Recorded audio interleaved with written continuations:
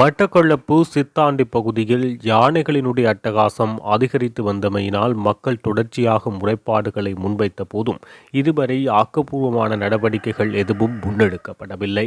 இதன் காரணமாக தொடர்ச்சியாக அங்கு பல்வேறு சேதங்கள், உயிர் சேதங்கள் ஏற்படுத்தப்பட்டு வந்தன. இந்த நிலையில் நேற்று அதிகாலை யானை ஒன்று குடியிருப்புக்குள் புகுந்ததன் காரணமாக 11 மாத கைக்குழந்தையான மிதுசாலினி படுகாயமடைந்துள்ளார். அவரது சகோதரர் பிதுசனும் காயமடைந்துள்ளார். இந்த நிலையில் கொதிப்படைந்த ஊர் மக்கள் போராட்டம் ஒன்றினை முன்னெடுத்தனர். யானை வேலிகள் அமைக்க வேண்டும், எமது உயிரை பாதுகாக்க வேண்டும் என்பது தொடர்பாக பாராளுமன்ற உறுப்பினர் ஞானமுத்து ஸ்ரீநேசன் மற்றும் ஸ்ரீநாத் தலைமையில் குறித்த போராட்டம் இடம்பெறுகின்றது. எனினும் தேசிய மக்கள் சக்தியின் பாராளுமன்ற உறுப்பினரும் குறித்த இடத்துக்கு வருகை தந்து வனஜீவராசிகள் திணைக்களத்துடன் கலந்துரையாடி எதிர்காலத்தில் இவ்வாறான செயற்பாடுகள் இடம்பெறாது இருப்பது தொடர்பான நடவடிக்கைகளை எடுத்துக்கொண்டார்.